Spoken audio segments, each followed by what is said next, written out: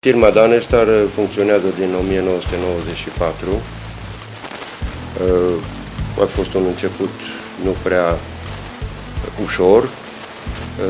Ideea a venit în momentul în care eu aveam înainte o firmă axată pe mobilă, care am început în 1991 și am zis că oricum trebuie o diversificare. Și atunci m-am gândit la această idee, care mi-a fost sugerată de cineva din familie care lucra în domeniul la fabrica de conserve, fiind tehnologul șef. A fost un început foarte greu, deoarece era concurența mare, am vrut să ies cu un produs de calitate, am lucrat pe rețetă după pornire un an de zile în care am corectat toți parametrii să-i aduc la maxim. Poate și datorită acestui fapt am reușit ca în județ să rămân singurul producător.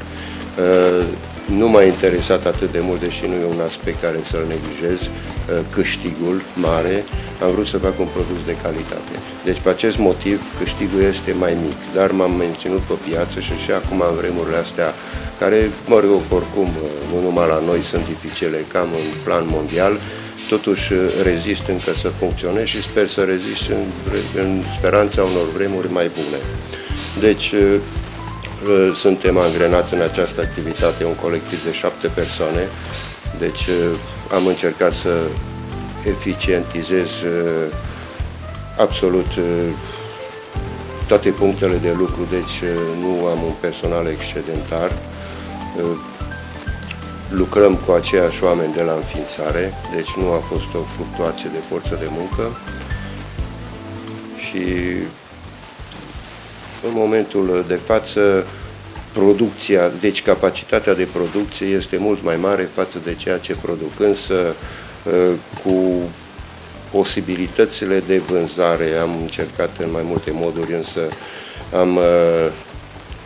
am pățit-o că am livrat în afara județului și nu mi s-au plătit facturile și am rămas cu pierderi destul de însemnate. M-am limitat numai la o distribuție în cadrul județului.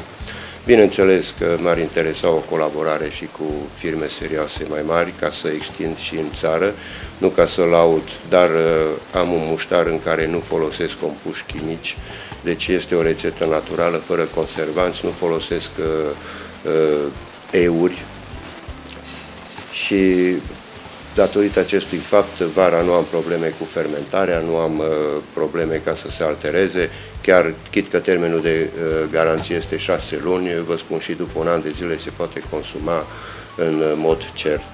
Deci eu pe țară când am pornit de la București am primit avizul ca termen de garanție pe 6 luni. În momentul când eu am pornit producția, la acest produs termenul de garanție era 3 luni. Îl fac în 3 sortimente, muștar de masă, muștar extra dulce și muștarul cu crean. În rest, ca proces tehnologic, totul se fabrică la rece, în care sămânța eu o asigur de pe plan intern, deci în afară de condimente, totul este indigen.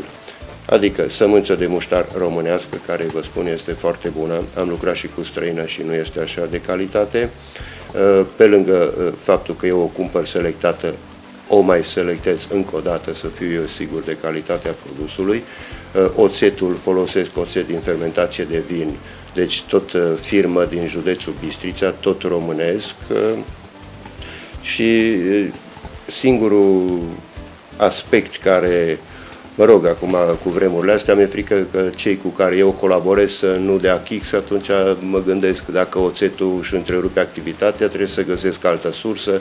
Sper ca să depășească toate aceste momente, deoarece este o activitate în care eu depind de alții, în ceea ce privește aprovizionarea cu materie primă.